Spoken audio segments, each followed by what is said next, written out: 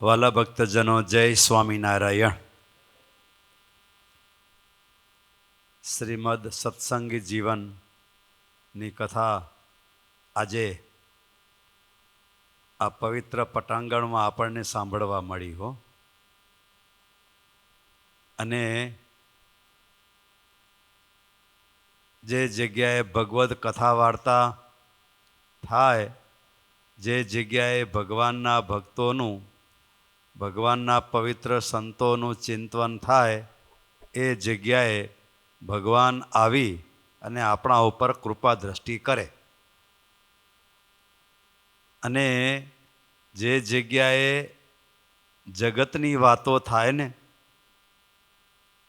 એ જગ્યાએ એ આવીને બધા અહીંયા નિવાસ કરે. કયો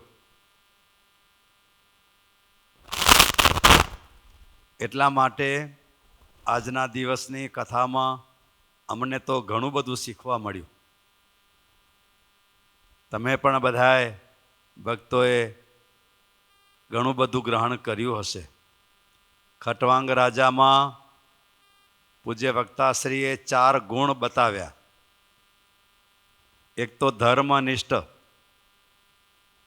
એક તો નૈષ્ઠિક વ્રતધારી, ત્રીજું જીતેન્દ્રિય, અને ચોથા કયો ઉદારધી, એટલે ઉદાર બુદ્ધિવાળા. આંગણે કોઈ ભૂખ્યો આવ્યો હોય ને તો એને ભોજન આપે. નિરાશ થયેલો વ્યક્તિ આંગણે આવે ને તો એને આશ્વાસન આપે. હૃદયથી ભાંગી પડેલો માણસ હોય ને, ઘણી વખત એવું હોય કે વ્યક્તિને રૂપિયાની જરૂર નથી હોતી, પણ આશ્વાસનની જરૂર હોય છે, દિલાસાની જરૂર હોય છે. એક બેન પોતાના પતિથી નિરાશ થઈ ગયેલી હોય ત્યારે એ બહેનને આત્મહત્યા કરવા મજબૂર કરનાર પણ સમાજ છે.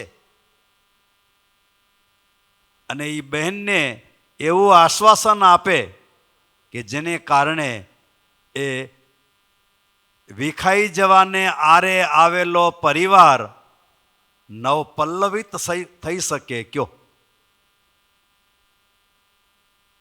ત્યારે બહેન હોય તોય પણ ભલે,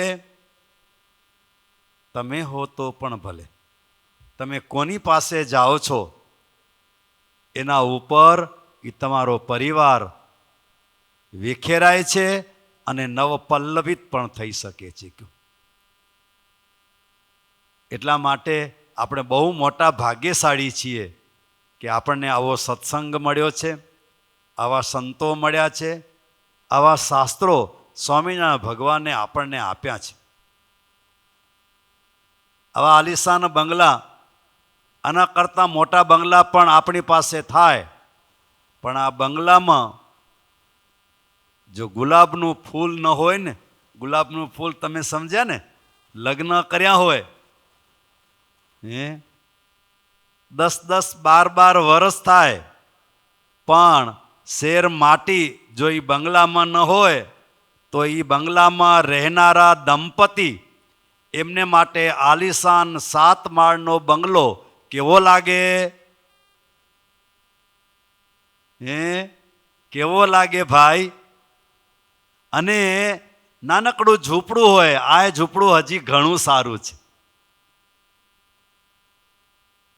નાનકડું ઝૂંપડું હોય અને એ ઝૂંપડામાં ચારે બાજુ નાનકડા ગુલાબના ફૂલ જેવા બાળકો મધુર કલરવ કરતા હોય, અને માં એ ધુવાડામાં બેસીને રોટલા ટીપતી હોય, પણ એ બાળકો ગુલાબના પુષ્પ જેવા બાળકોને જોઈ અને માં કેટલા કોડ કરતી હોય, ન કરતી હોય? એવી રીતના જે પરિવારમાં સત્સંગ હોય ને, એ પરિવારમાં નિત્ય નવા ગુલાબના ફૂલ ખીલે છે. કદાચ બાળકો, દીકરાને દીકરીઓ ઓછા હોય, પણ ભાવના ગુલાબના પુષ્પો છે ને નિત્ય નવા ખીલતા હોય છે. પણ ક્યારે આપણે એવી કોશિશ કરી હોય કે મારામાં પણ જેવા ખટવાંગ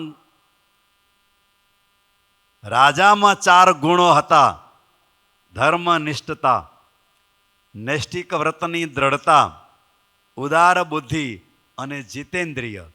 તમે લોકો બધા સમજતા હશો જીતેન્દ્રિય એટલે શું? ખબર છે તમને માવજીભાઈ? જીતેન્દ્રિય એટલે શું ખબર છે? ઘરવાળા પોતાના મા બાપના ઘરે ગયા હતા અને આવવામાં જરાક મોડું થઈ ગયું અને ભાઈએ ઓફિસમાંથી ફોન કરેલો કે આજે ભાખરી બનાવવાની છે, બટાકા અને પપૈયા અને મરચાંનો સંભારો બનાવવાનો છે અને હું દાબેલી લઈ આવું છું અને ખીચડીમાં કાજુ ફ્રીજમાં પડ્યા છે એટલે બાદશાહી ખીચડી બનાવવાની છે.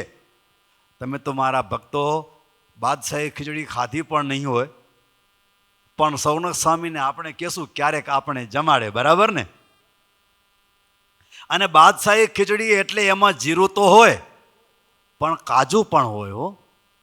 આવી ખીચડી બનાવજે અને ફ્રીજમાં કાજુ પડ્યા છે અને ગીરી ગાયનું ઘી હું ગઈકાલે લઈ આવ્યો છું. આટલો મેસેજ વોટ્સઅપમાં મોકલી દીધો.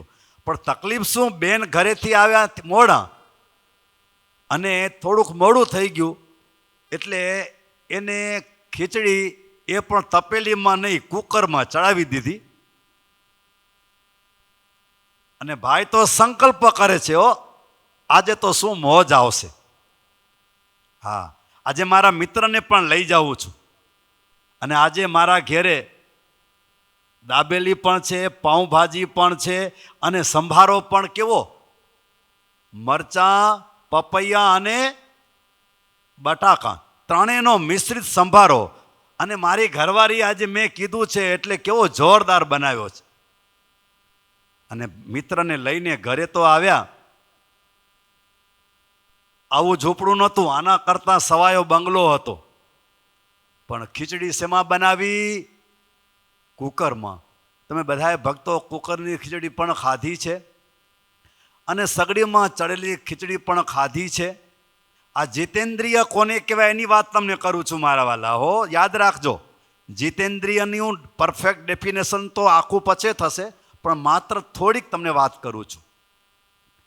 મિત્રની સંગાથે ખુરશી માથે બેઠા અને ખીચડી આવી, ચમચી તો આવી, ખીચડી સીધી પહેલી આવી અને ડબરામાં જરા કોમરા પડ્યા હતા, કોમરા દીધા હો. અને આની આંખ ફરકવા માંડી ગઈ.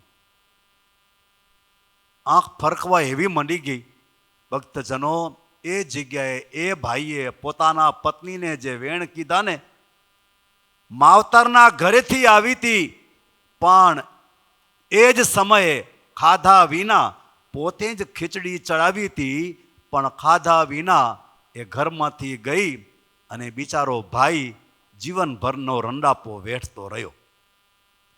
કોર્ટના ધક્કા ખવડાવ્યા એ બહેને એ નોખા, એને ઘરમાંથી મિલકત લીધી એ અલગ,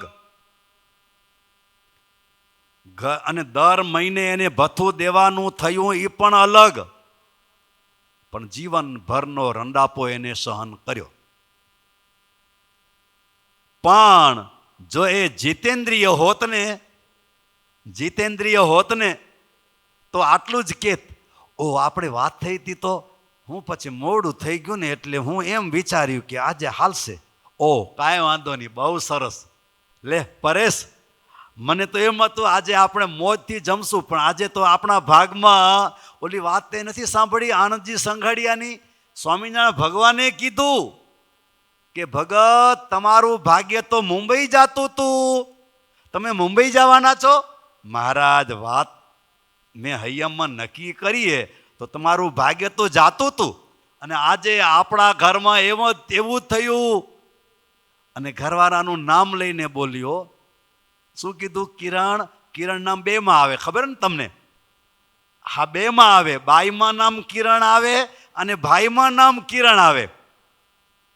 કિરણ આજે તો મને એમ હતું, મેં તને મેસેજ તમે જોયો, પાછું વળી મીઠું બોલે ને, અમને તો એવું આવડે નહીં, મેસેજ તમે જોયો પણ મને મોડું થઈ ગયું. કાંઈ વાંધો નહીં, એ તો ભગવાનના હાથમાં હોય ને, એ તારા હાથે કરાવે. એ મારું ધાર્યું ન થાય ને તારું ધાર્યું એ ન થાય. પણ બહુ સરસ, ખીચડીમાં ઘી બરાબર છે એટલે એ આપણે ગમ્યું. પણ મને લાગે બિસ્કિટ તો હતી નથી? હા, એ બિસ્કિટ છે તો એ લાવને બિસ્કિટ. આજે આપણા માટે આ 3 વસ્તુ બહુ સરસ, અને જરાક અથાણું દે એટલે મજા આવશે, મોજ આવશે. આ પરેશને પણ આજે મોજ આવશે. તો આ ઘર સ્વર્ગ જેવું બને કે ન બને? બેની વાત મેં તમારી આગળ કરી. ઓલા જે વાત કરીને એને કહેવાય નોન જીતેન્દ્રિય, અને આ ભગતને કહેવાય જીતેન્દ્રિય. બરાબર? એના માટે મેં તમને નાનકડા ટૂંકા ઉદાહરણ આપ્યા. ભક્તજનો, સત્સંગી છે ને એ થોડા ઝાઝા અંશે જરૂર જીતેન્દ્રિય છે. બહેનોમાં પણ ઘણા અંશે જીતેન્દ્રિય છે, અને એને કારણે આ સત્સંગમાં સાસુના મેણાઓ પણ વહુ સહન કરે છે, ધણીના મેણાઓ પણ બહેનો સહન કરે છે, સસરાના મેણાઓ પણ એ બહેનો સહન કરે છે. શું કામ? આ ખટવાંગ રાજા જેવા રાજાના પ્રસંગો સાંભળ્યા હોય ને એટલે. અને એ ભગવાન પાસે પ્રાર્થના કરે, મહારાજ મહારાજ મને એવું જોઈએ, મારા ઘરમાં તમારા પધરામણા થાય. તમે કલ્પના કરો, ઘરમાં 2 હગા ભાઈ વળતા હોય અને તમે આવ્યા હોય તો તમને આવવાનું, અંદર જવાનું મન થાય? ન થાય. અમે તો એવો સંકલ્પ કરીએ, અમે ને આ 2 સંત વઢવાનો સંકલ્પ કરીએ ને, તો ઘરના અંદરના રૂમમાં જઈ દરવાજો અંદરથી લોક કરી પછી 2 જણા અમે ફાઇટિંગ કરીએ હો. એટલે અમારા સૌનક સ્વામીને ખબર ન પડે કે આ 2 જણા અંદર વઢે છે એમાં. અને પછી બંને જણા હસતા હસતા બારે આવીએ. એટલે પછી સૌનક સ્વામી કે શું કરતા હતા? થોડું કામ હતું અગત્યનું, એટલે હું ભલામણ કરતો હતો. એને વાત ગળે ઉતરતી નથી ને મને કહેતા આવડતું નહોતું. આવી યુક્તિ ભક્તજનો તમારા જીવનમાં આવી જાય તો તમારો બગીચો, તમારો પરિવારનો બાગ બગીચો ખીલી ઉઠે કે ન ખીલી ઉઠે? અને આ જો કરતા ના આવડે ને તો અમારો બગીચો પણ હળગી જાય કે ન હળગે? અને તમારો બગીચો પણ વેરાન થઈ જાય. થઈ જાય ને? થઈ જાય. લોકમાં કહાવતે, ઘરમાં પાણીનું માટલું કોરું રહી જાય, ભરાય જ નહીં.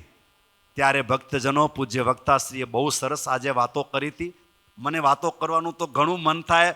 મને આજે કહેવાની વાત પણ બીજી હતી, પણ આજે ખટવાંગ રાજાનું નામ આવ્યું ને એટલે મારા હૈયામાં મને લાગ્યું કે ખટવાંગ રાજા કેવા જબરા, કેવા ગુણો, ઉદારતા કેટલી ભારોભાર ભરેલી. નિરાશ થયેલો, જિંદગીમાંથી હતાશ થયેલો માણસ એમની પાસે જાય, નવી ચેતના લઈ અને રવાનો થાય. અને ખટવાંગ રાજાને પોતાના આદર્શ ગુરુ માની લે. તમે જેમ આવા સંતોને ગુરુ માની લ્યો ને, એમ સંસારમાં રહેનારા ખટવાંગ રાજાને પણ પોતાના ગુરુ માની લે. તમને પણ લોકો માની લે. ક્યારે? તમારું વર્તન જોઈને. આ બહેનોને પણ કેટલીક બહેનો એને ગુરુ તરીકે માની લે. ક્યારે? જે દિવસે બેન એમ કહે કે તારો કાકો છે ને એ એવો જ હતો, હાવ કહો જો. શું કહેવાય? તમારી ભાષામાં શું કહેવાય? બોલો મારા વાલા. પણ મેં ભગવાનનું બળ રાખ્યું ને, ભગવાનનું બળ રાખ્યું, શ્રીમદ સત્સંગી જીવનનું બળ રાખ્યું ને, તો આજે એનું જીવન એવું બદલાઈ ગયું છે કે કદાચ રોટલો કાચો હોય, શાકનો વઘાર ઉઠી ગયો હોય, ખીચડી બરી ગઈ હોય, તોય પણ એને સામે કેવું નિયમ દીધું ખબર નહીં, કાંઈ ન બોલે.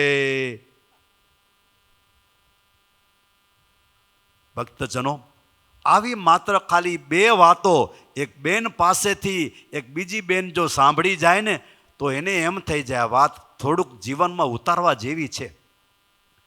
એટલા માટે ભક્તજનો, આપણે એક આ પરિવારમાં રહીએ છીએ. કયા પરિવારમાં?